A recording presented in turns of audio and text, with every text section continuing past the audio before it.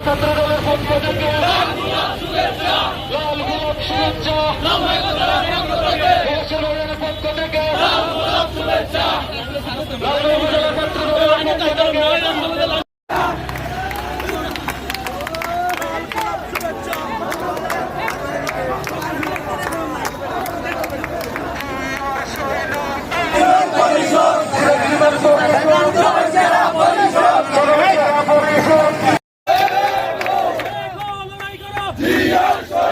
রহমানুর রহিম।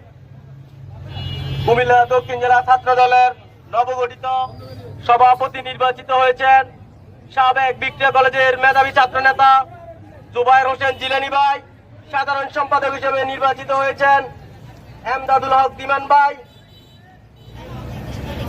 অন্য যারা কমিটিতে স্থান পেয়েছেন সবাইকে বাংলাদেশ জাতীয়তাবাদী দল বিএনপির কেন্দ্রীয় নির্বাহী কমিটির সদস্য, কুমিল্লা 10 আসনের মাটি ও মানুষের নেতা আলহাজ মোবাশ্বের আলম ভূঁইয়া ভাইয়ের পক্ষ থেকে রক্তিম শুভেচ্ছা অভিনন্দন জানাই লালমাই উপজেলা ছাত্র দলের পক্ষ থেকে। সংগ্রামী উপস্থিতি, আজকে আমরা এই আনন্দ র্যালির মাধ্যমে জেলা নেতৃবৃন্দকে বলতে চাই, বিগত 17 বছর ব্রিটিশ শেখ হাসিনার আপনারা সাংগঠনিক আমাদের নেতৃত্ব দিবেন।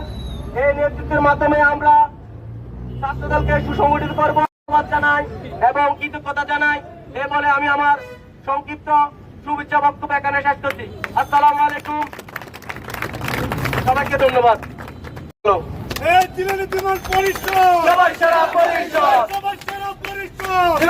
পরিষদ